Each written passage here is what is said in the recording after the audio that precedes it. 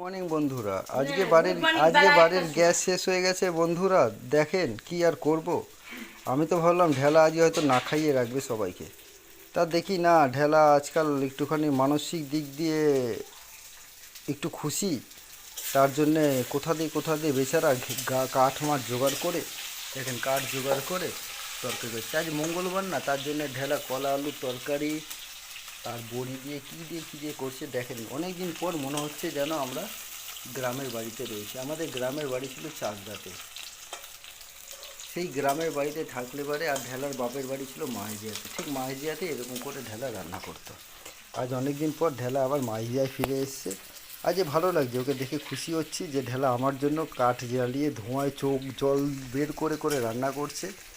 এর জন্য ভাবছি 1000 টাকা যে বিকালবেলা ওকে আমি শপিং করতে দেবো। আপনারাই জবাব দিন বন্ধুরা, ওকে শপিং করার জন্য টাকাটা দেওয়া উচিত কি অনুচিত না।